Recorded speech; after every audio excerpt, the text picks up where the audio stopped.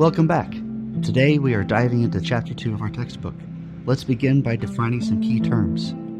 First, there is objectivism, which is the theory that moral truths exist and that they do so independently of what individuals or societies think of them. It is important to note that this is not the same as absolutism, which is the view that objective principles are rigid rules that have no exceptions.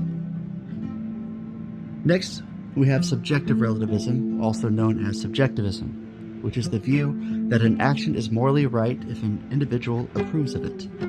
In this framework, an action can be right for one person and wrong for another, making moral rightness a matter of personal taste. Moral opinions on this view are more akin to culinary or aesthetic tastes.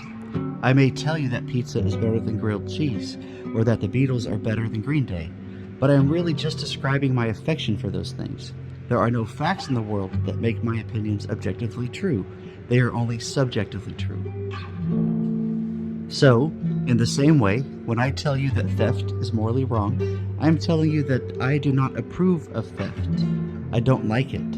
I am not stating an objective fact about the world. However, this theory has some counterintuitive implications. First, it implies that everyone is morally infallible, meaning that we can never be in error when approving or disapproving of something.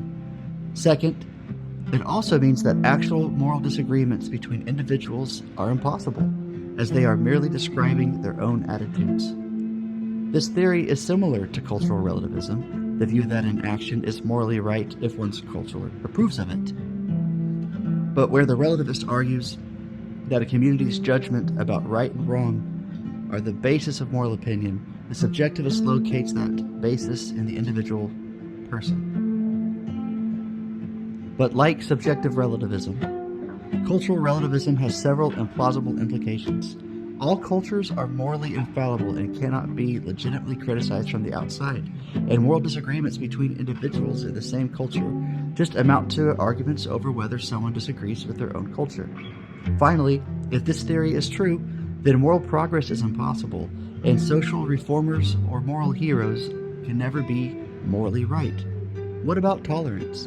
While tolerance is an admirable virtue, if tolerance is an objective moral value, then cultural relativism must be false. According to cultural relativism, intolerance can be justified just as easily as tolerance. Furthermore, rejecting cultural relativism by embracing moral objectivism does not entail intolerance.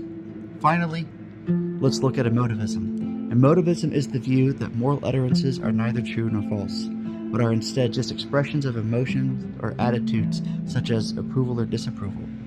The emotivist argues that moral utterances are akin to sentences that are exclamatory or imperative. Thus, the utterance, "theft is immoral," means something like "boo thievery" or "don't steal." Notice how subjectivism and emotivism are different.